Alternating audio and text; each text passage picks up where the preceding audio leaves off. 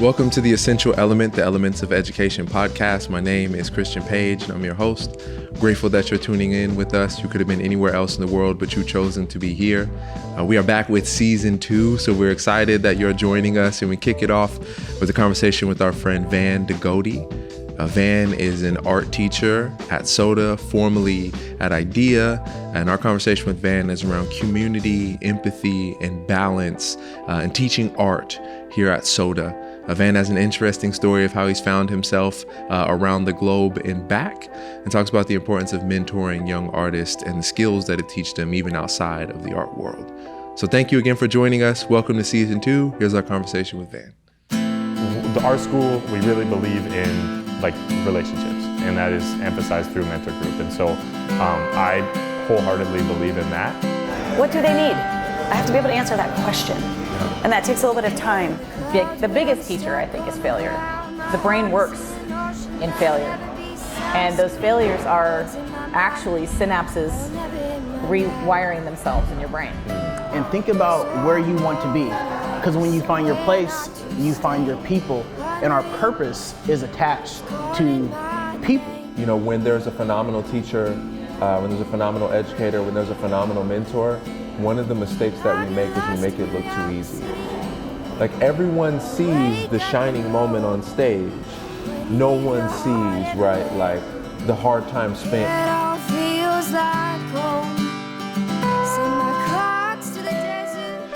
All right. Well, welcome to the Essential Element, the Elements of Education podcast, our first episode of season 2. Season 2. Which is super exciting.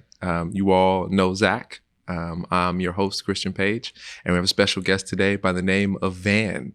Van is an art teacher here at SOTA, has spent the previous 3 years at IDEA, and so getting a taste out of 2 out of the 3 places that we talk about on the podcast. And so we want to welcome Van. And Van, question to introduce you to the fold, right? This is like all of life's meaning wrapped into a single question. Are you prepared? No. How did you get here? What's the story of Van? How did you land in this place? I'll keep it brief, but left Washington, grew up in Tacoma, Bonnie Lake, Gig Harbor, just kind of bounced all around. Left to go to college out of state, bounced around California, Texas, went around the world, came back, realized Washington's pretty cool, Tacoma's pretty cool. Wanted to teach art, kind of great art education, taught art, sold art, and then was like, why aren't we that education that took me so long to track down and hunt and get everything I wanted to learn out of it? Why did it take so long and was it so hard to get? And I was like, we should be teaching this stuff. It's not hard stuff. It's simple stuff. It just takes a lot of practice and the right way to get to each student. So like, we should be teaching this a lot sooner, like in high school at a minimum. And so I heard about the adjunct artist position at SOTA, and I applied at SOTA, and the director was like, we're good. We don't need any, not here. But we got IDEA opening up and we do need someone. So could you do product design sketching? And I was like, honestly, I don't know. And he's like, you can. He's like, take a week, go study it, come back to me, let me know. I dived into it. I was like, this is awesome. This is like an analytical approach to fine art. It's like, it cuts the fluff off, and it's just like, you want to draw, you want to communicate visually. And I was like, I love that. And so I taught at IDEA for 3 years. I think maybe a little bit more like on the adjunct side. And then I went full-time for 3 years. And then the illustration teacher here retired, and they're like, hey, Van, you want to come to SOTA? I was like, yeah. I mean, I know this is about mentees and MPGs. And the first thing I thought was like, oh, my mentees. Can I abandon my mentees? Like, they're like, their fate, especially the freshmen who I just got. And I just for that whole year, and I was like, that just hurt. And I was like, I want to, that's a dream job. But the mentees at first ones I thought about. So that's how I ended up at SOTA. That's how I ended up here. That's great. Just real quick, did you talk to Kaino at all about that experience? Because he's had the exact feeling that you've had as a mentor. He's done it 3 times, moved between schools, and had that experience of both leaving a mentor group that you've worked so hard to build culture and relationships with, and then the opposite of that, which is then picking up a mentor group where now you're starting from scratch with a group that exists, expectations, routines that you're stepping into, and having to now you're the newcomer as the mentor. Did you chat with him at all about it? Yeah, a little bit. We did. Yeah. I don't want to get I don't want to. I know it said to me because I had the same kind of feelings with the staff there. Too. Yeah, And totally. the staff is awesome Right. as well.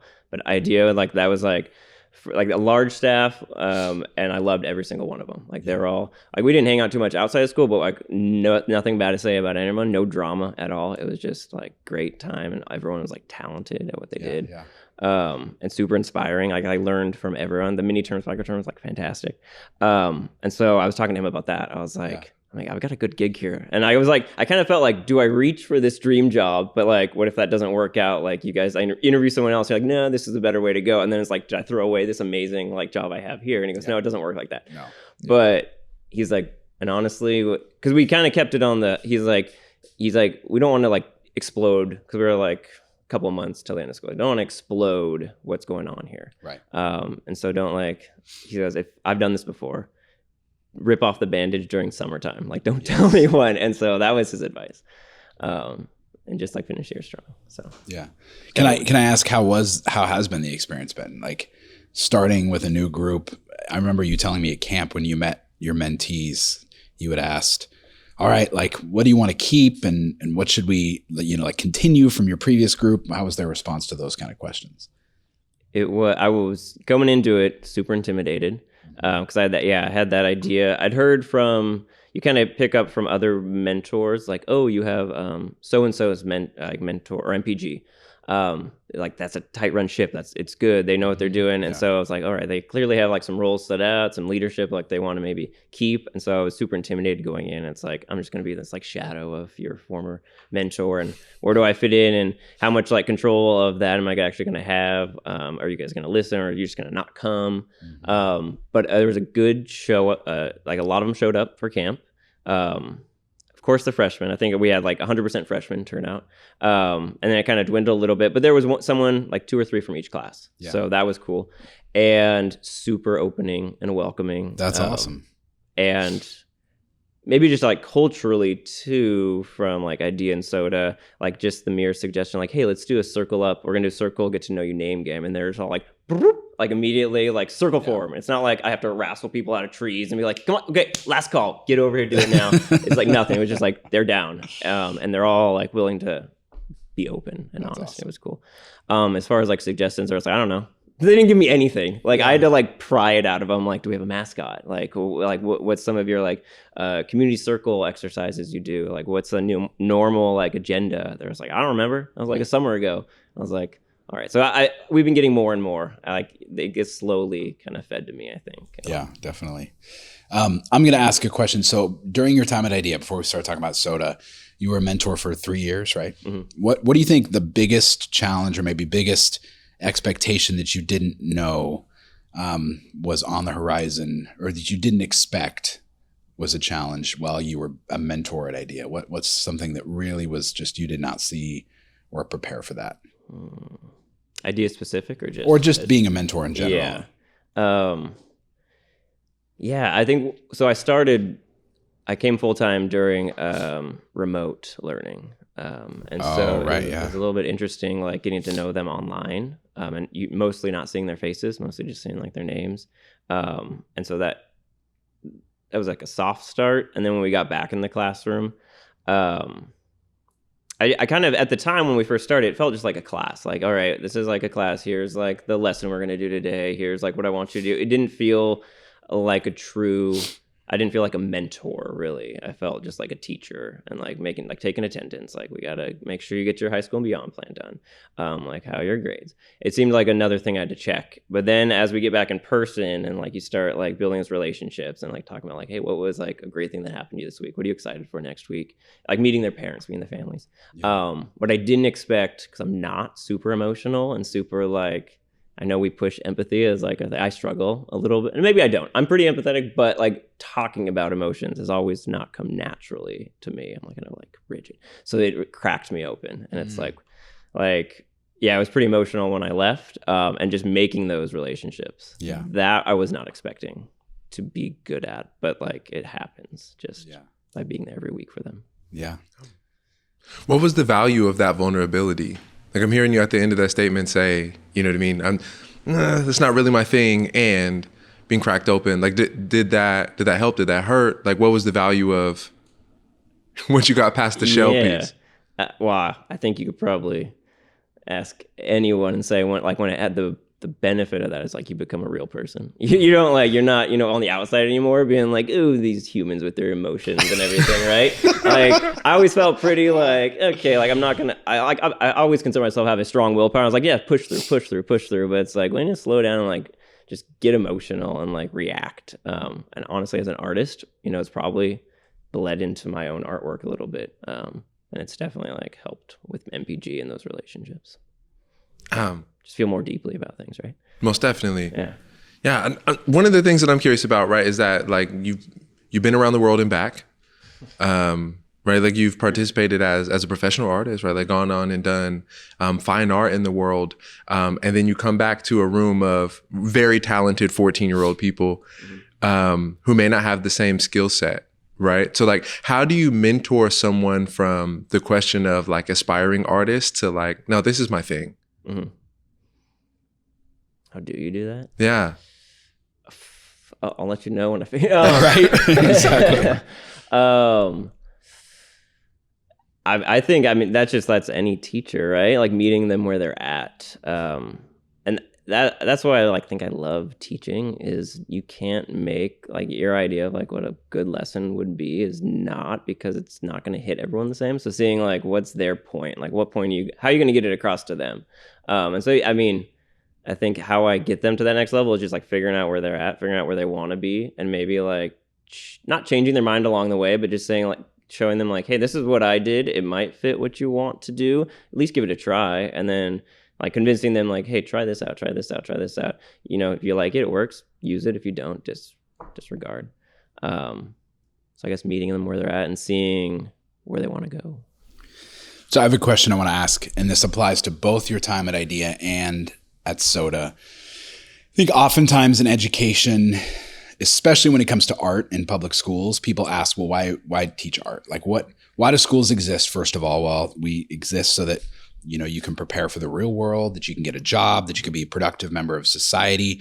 If that's the case, why do you even teach art? Like, what's the purpose of teaching art? What are the job opportunities available in art? Can you get a career opportunity in art? And for me, there's tremendous value in teaching art. Obviously, like I wouldn't be sitting in this position working at schools that value art so much if I didn't think so.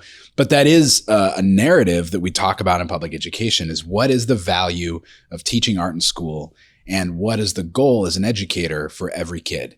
If you're sitting there as a teacher, not sitting, you're standing there in front of 30 kids teaching art, how many of those kids are going to become professional artists? Like realistically, probably not very many. But every single one of them is going to benefit from art education and learning how to see the world as an artist's or through an artist's lens. So I just am curious about what your take on that is. And the reason I bring it up for IDEA is a lot of people would ask, you have a school around design and engineering. Why do you have art at IDEA? Like it's an engineering school. Mm-hmm. And the same thing people ask just in general about education. Why do you include art in the design of these schools? So as an artist yourself, what is the value of teaching art to all of these students that most of which, let's just be honest, are not likely going to be professional artists? Yeah. I know it's a hard question. I literally have this fantastic article pulled up in one of my browser windows that answers that and goes through this whole list. I think the thing is, you're right. I'd say the majority of students might not go on to be a professional artist or like a gallery artist. Right. I will say it's probably the best time ever to go into the arts, right? Just because you can be fully exposed through your own social media. You don't need to do the standard avenues to get to sell and to make a living off of it. You can just be a content creator. So I think the rub comes, it's like I'm training students not to be, I don't know, professional artists, but I'm giving them skills that bleed into almost everything else. Mm-hmm. And so that it becomes a little bit hard to quantify. So now I'm kind of wishing I read that article that said here's the, so there are those specific ones. Do you want to become an art educator? Do you want to become an art director, a gallery artist, a gallery owner, an art curator? All those things, what I'm teaching would be direct avenues. But I think the skills that we talk about in the eye of the artist are all skills that are going to only elevate the other professions they might go into. Yeah. As well as I feel when we get back to becoming a real person and like dealing with your emotions. And like I said I'm not really an emotional person. I'd say art probably saved me. It gave me a reason or a purpose, a lens to see the world through. And I would guarantee that's true of a lot of like students here too. So they might not do it as like their paying profession, but I guarantee it's going to be one of the ways that like gives them purpose. Absolutely. I mean, I know from my answer, and I've, talked to countless alumni from the School of the Arts and even a few from IDEA that have said their ability as an adult to use what they learned at art school to see the world in a different way gave them a lifelong appreciation of art that led to a much more fulfilling life. And I think the reason, it's my own critique of the public education system at large, that a lot of adults don't see value in providing art is because they didn't have good art education when they were in school. And so if they didn't grow up with that and they didn't learn as an adult how to appreciate art and how much it adds to the value of their life, what value would they see in continuing that education for the next generation? Yeah. Agreed. 100% agree. And maybe that gets back like to what I was saying earlier. It's like, why didn't I, because I don't think I had a great, I don't know, hope none of my high school art teachers watch this, great high school art education, which left me like, I didn't go to college. I went for like business and communication. And then I got into art history and I was just doing like an internship. And then that led to like me asking questions of a studio artist. And he goes, you're asking like art questions, not art history questions. He goes like, you need to come spend some time in the studio with me. And then I became an artist. And that was way in college. Not that I didn't do art in high school. I did all the art classes, but I just never considered myself an artist. Right. And so what I felt after that was like, I was really let down by like that high school. And again, some of it you can say, okay, the student should search it out, like what they want, but like you don't know what you don't know at that age. So I agree. I think maybe bad art education experiences. And if you can like give a good one and like connect it to all these other disciplines and talk about the why and the how it like can improve all of those, then you're doing it just. We just have so many alumni that are doctors, that are engineers, that are writers, that are teachers, that say they see the world as an artist so much differently because they have this background in high quality arts education and they know how to value it. And that leads to a much richer view of the world that builds the values we talk about of empathy and community and thinking differently. And I mean, think about balance. The balance is the hardest one of our 4 pillars to really talk about. Mm-hmm. What better context to talk about balance than in the visual arts? Yeah, 100%. It's a huge concept in the visual arts. Yeah, we usually just do like a balance game, like on a tightrope or something. Right? Like, yeah. Yeah, it's like, oh yeah, you got to balance your, but when you talk about it as an artist, it's very, very important. Yeah. Definitely. I agree. I think as like when you have great teaching experiences in the art realm, like it raises your EQ, right? Like I think that you can see other people's perspectives. There's a different understanding. Like when you have to be asked to analyze other artists' work, what was the thought process? And I think that that's a transferable skill to just understanding people. Yeah. How do I spend time with them? How do I hang out with them? How do I understand their habits, their patterns? And I think that like could make you a better leader. Mm-hmm. I'm curious in something that you shared. Right, you were naming, hopefully the high school art teachers or not, but right, not that awesome of experience, not that awesome of experience, not that awesome experience. That's not art. That's art history. And then somebody makes the pivot and invites you to the studio. Yeah, I was curious about that too. Yeah, who is that human? Why were they significant? What was that relationship like? There's probably some parallels with like my like right now. By name, Tony Pro. He was a really famous, popular, a figurative artist in LA, doing like big things in LA. And he was doing basically an adjunct artist at our school. So they were trying to amp up the visual arts at my college, which is like a standard 4-year college, not an art college in any means. But there was the art, like the head of the art department was really into oil painting. And so I took an oil painting class.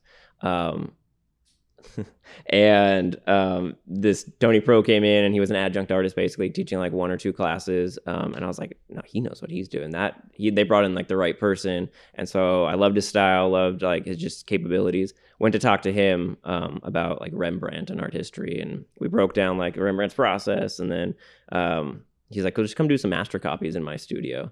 And I think I was the only one maybe that I gave him some what he wanted, some like attention like that. stroked his ego a little bit. Like, you're amazing. Like, I'm sure he came to college being like, I'm going to teach these kids. And they're like, oh, oil painting. But I was like, this is fascinating, awesome stuff. And he's like, dude, you set up your easel in my studio, come in whenever you want. And so he treated his classroom as his studio. So he was there all the time. And so then I just learned by him. And he's actually the person that took me down to Texas to that academy. That's right. Yeah, I remember you telling me that. Yeah. So he gave me my first like real teaching experience too. Cause he's like, after I went off and learned this like certain skill set, he's like, no one's teaching that down in Texas. We need you down here. So yeah, it's a cool connection. Yeah. So very much a pivotal point in my life and character in my life. Yeah. We've talked a little bit about how art builds empathy as a mentor. I'm also curious about how art can build community. I have my own thoughts, but I'm curious if you've experienced how studying art or as an art teacher, you see it build community with students. What I've been actually pushing a lot and trying to make the kids realize is, and some of them I think maybe need this shown, but otherwise I think are doing probably a lot better job than I am. But when we talk about our critiques and stuff, so we'll go through our projects and then we'll do like informal critiques where we just give feedback. If like you're like, hey, here's my piece, it's not working. Anyone have any suggestions on like the topic we're working on?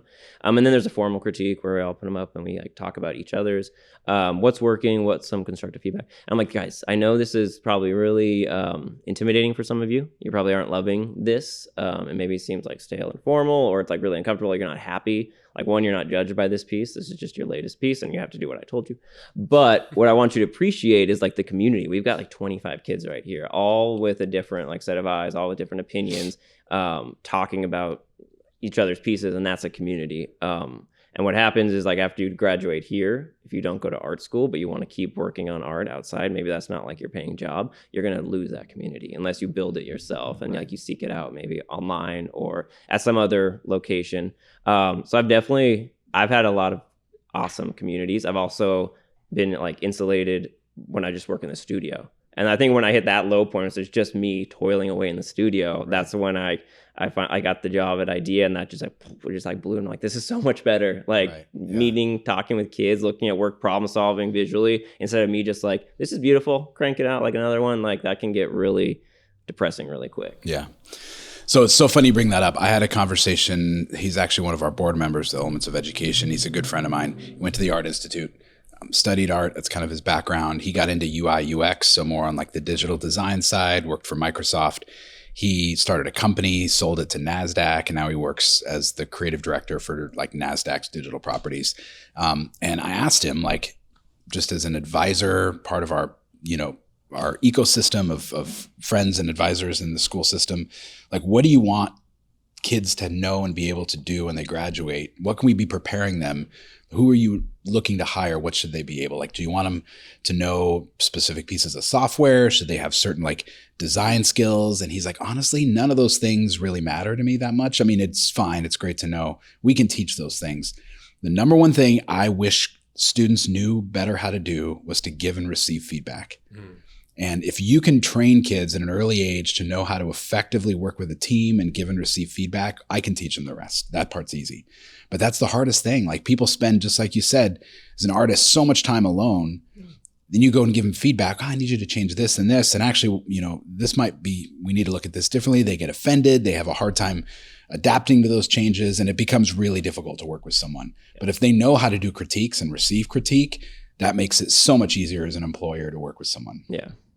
Especially if you're like looking maybe more design side of things. Yeah, right? for sure. Yeah. Definitely.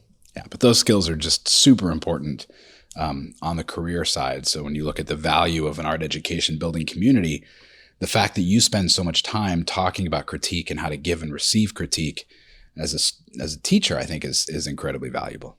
Cool. Good. Keep it up then. Keep it on the lesson. Yeah. I feel like we got a chance to dance around some of the pillars around community and empathy. And I'm curious on this topic of feedback, like this idea of balance. Because as an artist or as a creative, like the whole thing is like your ability to generate ideas and bring them into the world. How do you teach students to balance feedback and trusting their artistic expression? How do I teach students to balance their expression and the feedback? Let me throw an example out there. Okay. So like, I'm a kid, I walk in, it's like, check out this sweet drawing I did of Kurt Cobain. He's my hero. It's pretty rad, isn't it? Oh, did you really? Yep. Oh, I was joking. That's amazing. So he walks in, check it out. This is great. Somebody's like, oh, that's really cool. Yeah, you know what? I don't know why you had his shirt blue though. Like I might have tried it this way. And he's like, man, what do you know? You're not even a fan of Kurt Cobain. Like, how do you manage that process with teaching kids to like receive feedback, but still be able to have their own voice in it? I might be like unpopular belief. I don't know. When I talked to the illustration, I came and shadowed the illustration teacher before they left tonight, where it's kind of just like throwing stuff out. And one of my common sayings, I don't know if I made it up or picked it up somewhere, but it's like art doesn't have rules, it has consequences. Oh, I like that. So when you're making choices, look at art today. What is like, you can do whatever you want. There's no someone saying that's not art, this is not art. It's your personal choice. It's you're making every single choice along the way.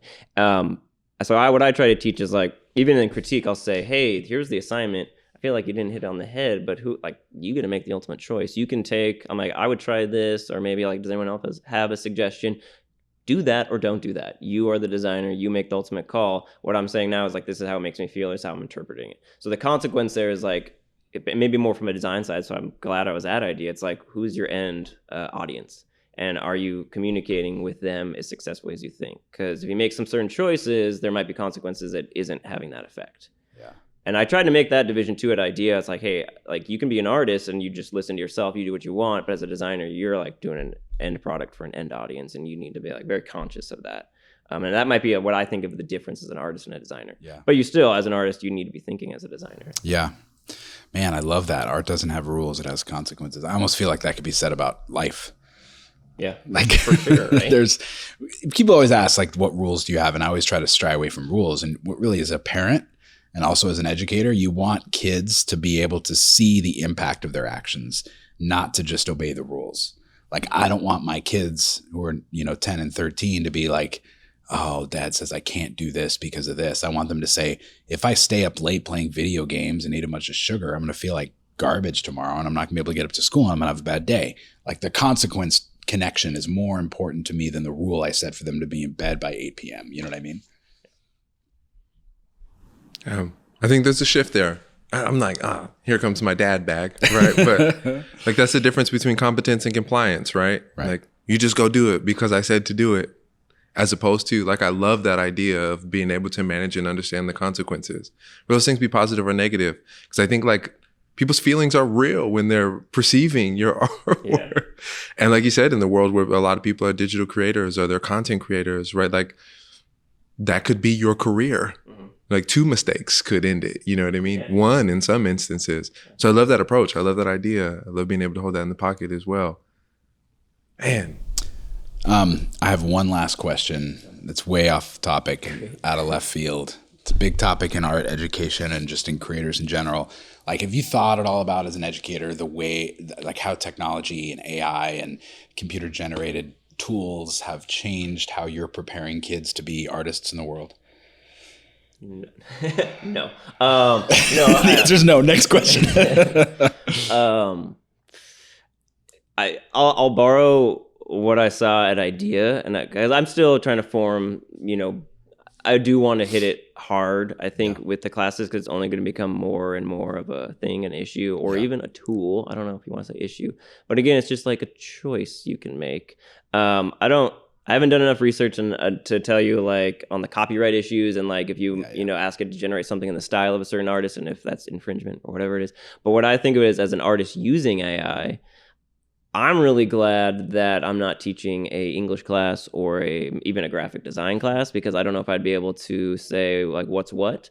Right now it's mostly analog, and what I do is I do the process, and so I see where the idea, the conception, the working through of the refinement and the final piece, and so I know what's theirs and what's not theirs. I know that's not what you're asking, but I think AI is awesome, and it's just going to be part of a workflow. So it'll get, like, you could say, hey, I have an idea. I want to, like, right now we're doing a prompt on bicycles.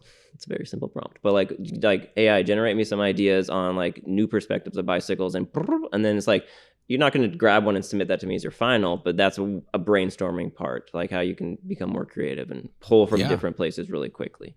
So I think as long as we start to incorporate it as a tool, because it's not going away, and if you don't learn to use it, you're only hurting yourself. There was some weird podcast I heard where they asked like how many people in a workplace are actually using AI, and maybe 20% are saying they're using it, when it's more like 50% are actually using it day to day to answer emails and everything. Yeah. So everyone's using it, and it's more and more and more, and they might not say they're using it, but they are. So we need to put it into our own workflow. Yeah. I was just curious. Interesting thing to continue to think about as artists. But I guess my last question for you, the thing that I want to close on, is hearing people transition from professional world to finding themselves in education, and also hearing, right, that gap between maybe not so awesome artistic teaching experiences and then being able to create them. Pro did it for you. You find yourself in this position. What would you say to artists who exist in the world that, like, what's the value of them making the transition to education?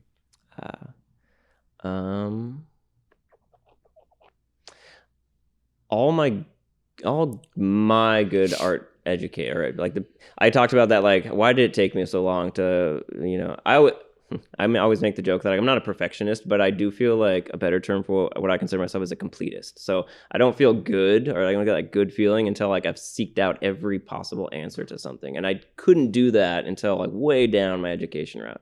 But the people that just like handed me the information, it's like they weren't gatekeepers or anything. They're just like, here, this, and they thought of it as their duty. Like they had a good teacher, and they said, hey, this is how we do this, or like this is what you're struggling with. This is the best way to solve that.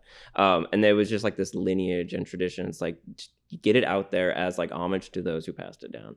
So it's like, if you're an artist, you probably didn't teach yourself. You probably got it through the people, like the right kind of mentors or people. And so I think it's part of our duty to keep just paying it forward. Yeah. I feel it's good too. Yeah, you shoulder shrugged that like it wasn't profound. I think like you have a moral responsibility. That's amazing. Yo, Van, thank you for spending time with us. Yeah. Thank you for all of the work that you've done at IDEA and that you will do at SOTA. Oh, thank you. Grateful to be in community with you, and thank you for sharing your time and your perspective with us. Thank you. Yeah.